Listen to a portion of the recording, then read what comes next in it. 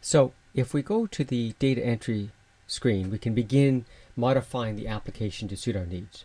So first, we should probably change what the name of the organization is.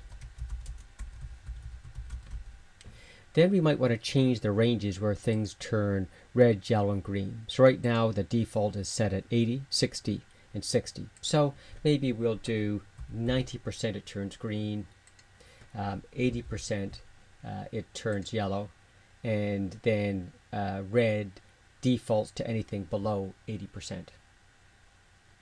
We can also change the name of the perspectives. So currently this happens to say financial issues. If I were to change it, I could just key in, say, financial perspective. And now when I go to the other tabs, of course, it will say financial perspective. The strategy map now says financial perspective.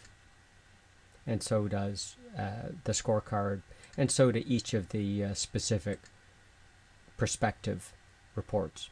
So going back to the data entry, let's say our first objective is something like drive revenue.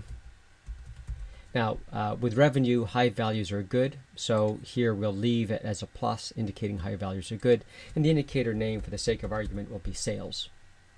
Right now the target is 1 for each month. Let's start off with something that's sure to be red. Let's say we start off with sales of 0.15 in January up to 0.7 in February.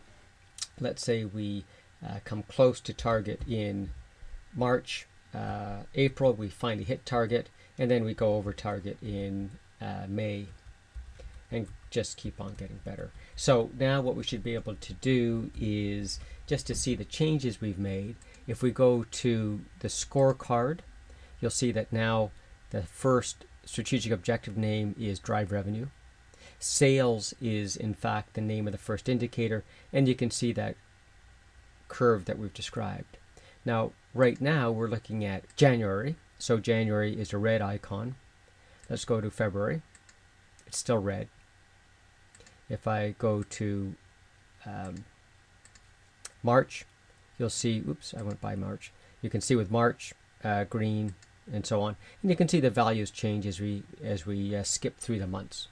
So basically that's how the overall scorecard works. If I go back to the data entry, we can now put in other metrics. Let's say, for example, we have cost is another strategic objective. Now, for cost, high values are bad. So we'll put in a minus sign, and the indicator might be just costs for the sake of argument. And in this case, remember, high values are bad. So our target is 2. Let's again begin with the performance below target. But in this case, that means our costs are, should be above target. So that'll give us a red. Maybe we get to target in February, and then we begin being a bit below target by March, April, May. Now, again, let's take a look at how that reflects in the scorecard. In this case, you can see that, again, with the spark line, you can see the chart.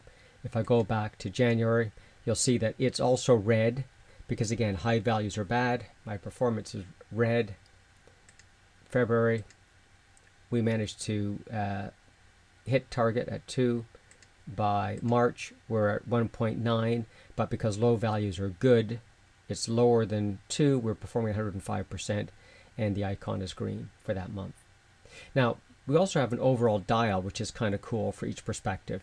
The way that this is calculated is it takes the average score across the indicator. So in this case, we take 95 plus 105 plus 83 plus 112 plus 110 and add them up, divide by 5, and give you that average.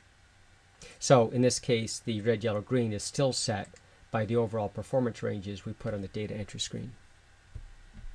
Now, the final thing I'll say about indicators is if you don't want them all, you can just delete them. So in this case, I'll delete the last 2 and the data.